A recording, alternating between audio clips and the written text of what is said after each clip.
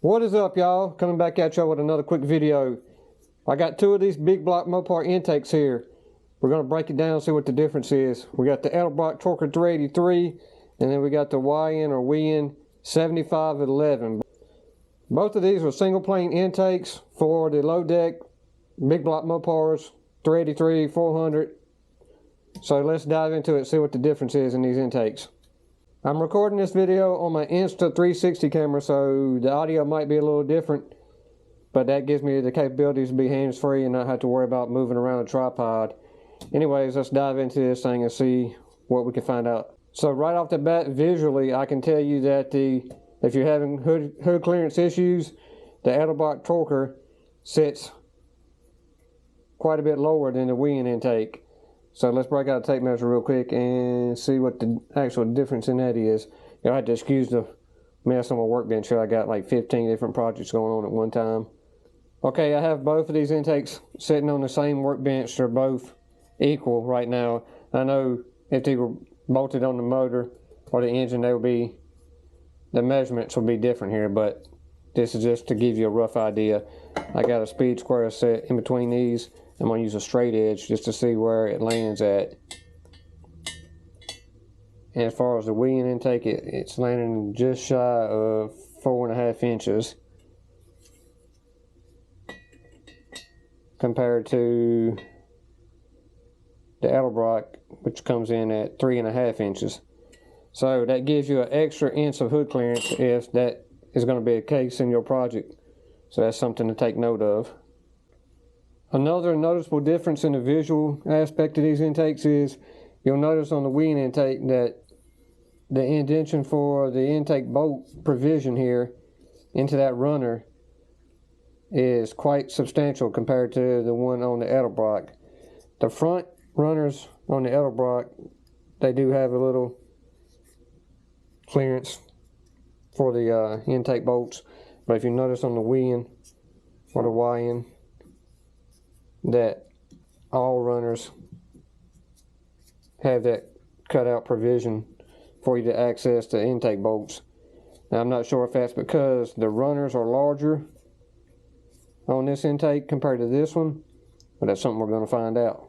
Another cool thing I noticed about this old Weiand intake is the bottom of the plenum floor is not flat, or it comes up to a peak to help funnel the fuel and air mixture into the runners, compared to the plenum. The bottom plenum floor on this Edelbrock is completely flat.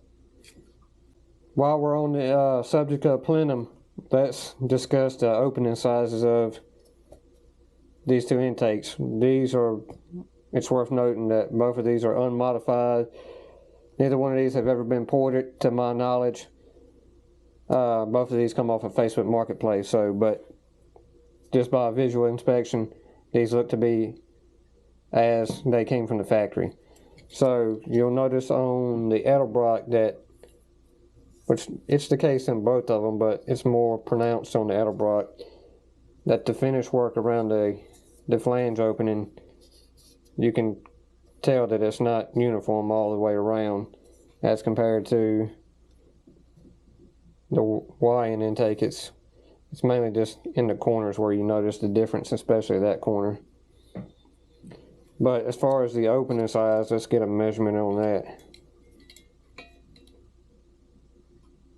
And the Edelbrock is coming at 3.68 by 3.63. So you can notice that's not completely square.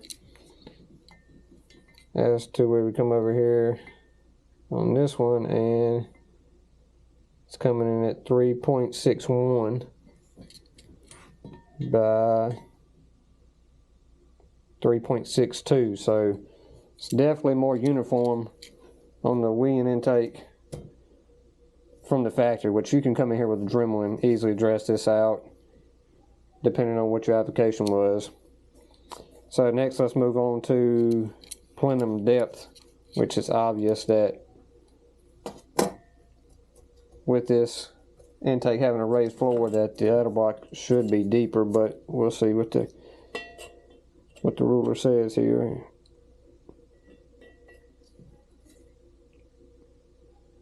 Edelbrock's coming in just shy of 3.5 on the depth of the plenum.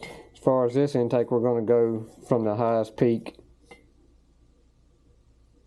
And that's 2 7/8. I can't see it. I'm not flat on it. It's shy of 3 inches, so that's definitely half an inch difference in the plenum depth on these two intakes. The next test is not going to be nothing scientific. I'm just bench top testing these things basically, but I'm going to measure the length of one of these intake runners. I'm not going to measure all 8 of them because the difference should be similar, but I'm just going to basically block this intake port off in my hand and slide this ruler down in here until I can feel it touch my hand, and then eyeball in here and see what the measurement is.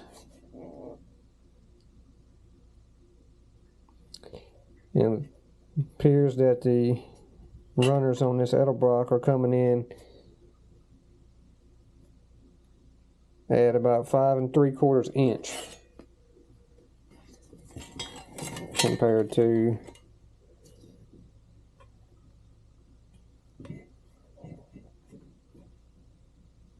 right at 6 inches on this intake. So that will definitely affect your torque curve if you're looking for more bottom end torque, just depending on what type of application you're building.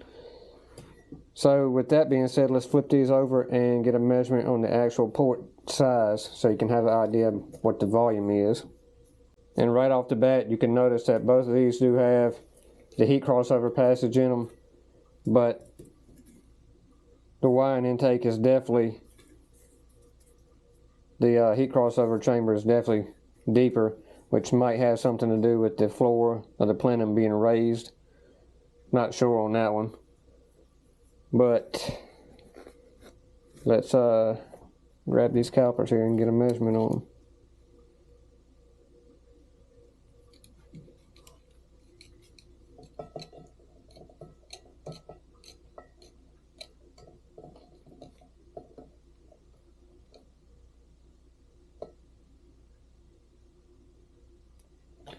Two inches.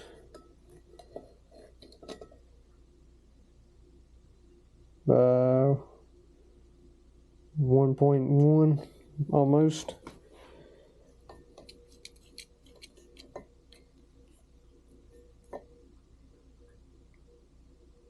Two inches by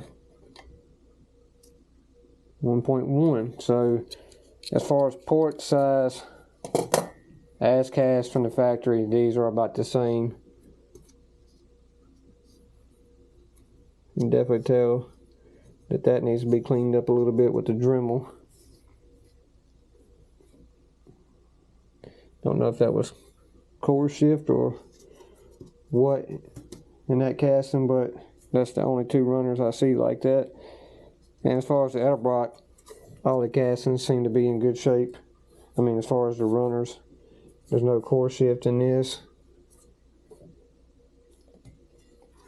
So definitely the main differences between these two intakes is the height difference in them, the runner length, and the depth of the plenum. So depending on what your application is, like I said, if you have hood clearance issues, you definitely want to go with this Edelbrock style. Even though it is a single plane, it's, like I said, it sits lower than this Weiand intake, so it almost looks like a dual plane until you really look at it close.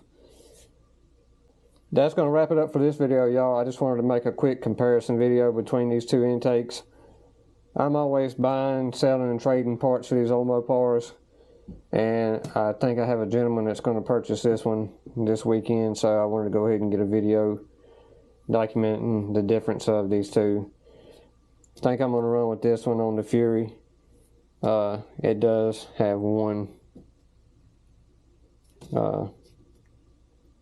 set of threads right there that I got to repair. I got to do some repair work on that, but that's not a big issue at all.